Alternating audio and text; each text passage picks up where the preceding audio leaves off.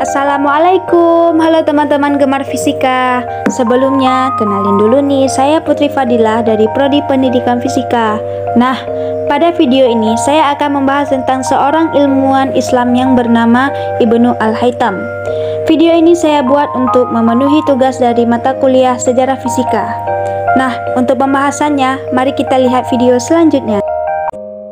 Abu Ali Al-Hasan Ibnu Al-Haytham atau lebih dikenal dengan Al-Haytham dan dunia barat mengenalnya dengan Al-Hazan. Al-Haytham lahir di Basrah, Irak pada tahun 1040 Masehi. Al-Haytham mengawali pendidikan dasarnya di kota Basrah. Ketika beranjak dewasa, ia masuk dalam lingkaran birokrasi, menduduki jabatan hakim. Namun, ia memutuskan untuk melepaskan jabatan tersebut karena menyadari bakatnya sebagai seorang ilmuwan. Akhirnya, pemerintah tak dapat berbuat banyak, apalagi ia pada saat itu sempat pura-pura sakit agar pemerintah meloloskannya. Akhirnya, Raja saat itu dinasti Buwayhid memberikan persetujuan pengunduran diri Al-Haytham. Di lain hal, masyarakat memang mengakuinya sebagai penulis brilian yang rajin menulis buku dalam berbagai bidang. Popularitasnya terdengar sampai ke Mesir, membuatnya langsung hijrah ke sana dan diterima dengan baik oleh Khalifah Al-Hakim dari dinasti Fatimiyah. Sang khalifah ingin agar Al-Haytham membantunya untuk menyelesaikan proyek pembangunan bendungan Sungai Nil. Awalnya ia terlibat dan menyetujuinya. Namun, seiring berjalannya waktu, ia merasa rancangan tersebut tak sesuai dengan visi yang ada. Ia pun memutuskan untuk mengundurkan diri dari proyek tersebut. Namun, Khalifah Al-Hakim menolaknya dengan keras. Al-Haytham khawatir dengan keselamatan dirinya dan memutuskan untuk pura-pura gila agar penguasa memenjarakannya. Beruntung, ia lolos dari hukuman mati karena Khalifah Al-Hakim pada saat itu dikabarkan meninggal dunia dan membuatnya dibebaskan. Setelah itu, ia tetap menetap di Kairo dengan sibuk mengajar dan mengembangkan ilmu pengetahuan di Masjid Al-Azhar. Adapun beberapa fakta tentang Ibnu Al-Haytham. Yang pertama yaitu ada produktif berkarya. Seseorang dikenal dan akan dikenang hingga masa-masa yang mendatang dengan karya-karyanya yang memberikan kemajuan dan bermanfaat bagi sesama. Begitu pula dilakukan seorang ilmuwan muslim bernama Al-Haytham yang dapat produktif dalam menulis buku. Sejarah mencatat ia telah menghasilkan 200 karya. Semua karyanya meliputi bermacam-macam bidang seperti fisika, matematika, rekayasa teknik, astronomi, pengobatan, psikologi, anatomi, dan oftalmologi atau ilmu kedokteran mata. Dalam dunia optik, karyanya masih relevan hingga sekarang, yakni kitab Al-Manazir yang diterjemahkan menjadi The Book of Optics. Buku tersebut terdiri dari 7 jilid yang uniknya dihasilkan saat sedang di dalam penjara di Kairo. Dalam berbagai eksperimennya, ia membuat sendiri lensa dan cermin cekung melalui mesinnya yang ia miliki. Percobaannya terbilang sukses saat ia menemukan titik fokus sebagai tempat pembakaran terbaik. Saat itu, ia berhasil menggabungkan cermin-cermin bulat dan parabola. Semua sinar yang masuk dikonsentrasikan dalam sebuah titik fokus sehingga menjadi titik bakar. Ia juga melakukan eksperimen tentang kamera obskura atau metode kamar gelap, gerak rektilinear cahaya bersifat bayangan, penggunaan lensa, dan beberapa fenomena optik lainnya. Adapun fakta yang kedua yaitu prinsip optik kamera.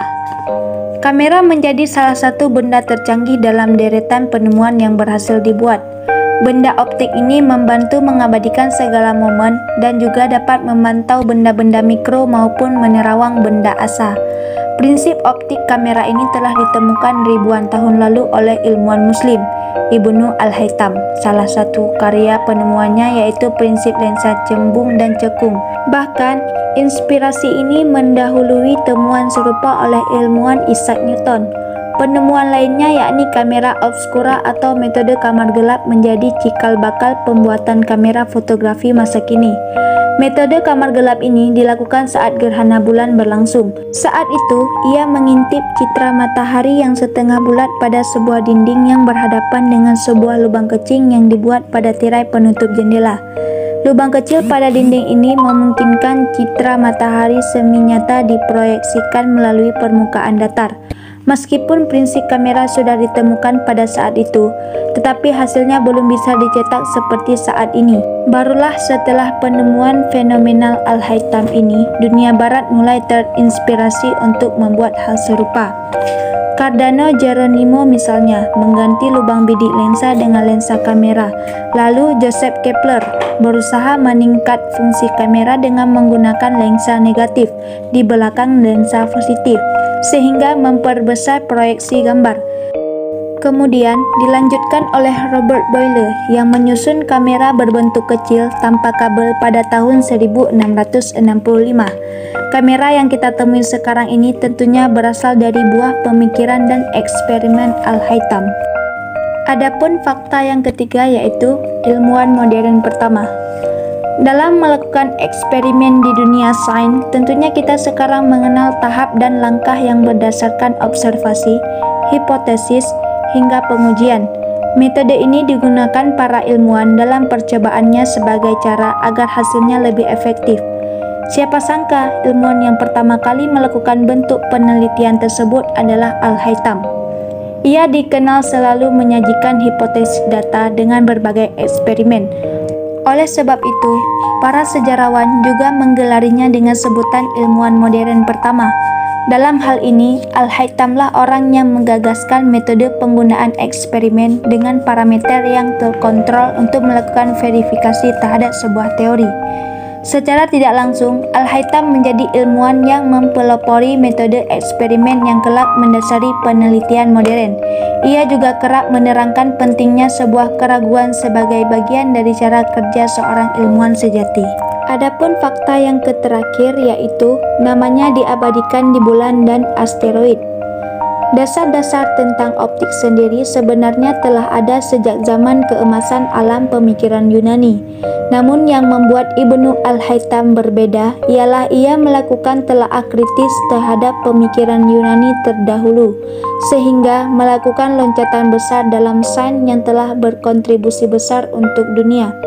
Jasa-jasanya pun mengenang Al-Haytham dalam Buletin Himpunan Optika Indonesia atau HOI. Pada tahun 2015, dunia memperingati 100 tahun perkembangan ilmu optika oleh Ibnu Al-Haytham yang pernah dilakukan pada tahun 2015. Oleh sebab itu, untuk mengenang kontribusi penting ilmuwan muslim pada dunia optik, namanya diabadikan untuk sebuah kawah di bulan dengan nama The Crater Alhazen, juga nama asteroid Find 9239 Alhazen. Itulah fakta-fakta menarik mengenai ilmuwan muslim Al-Haytham yang telah mempengaruhi ilmuwan besar seperti Leonardo da Vinci hingga Newton.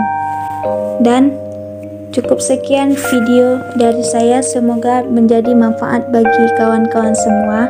Dan saya akhiri dengan Assalamualaikum warahmatullahi wabarakatuh.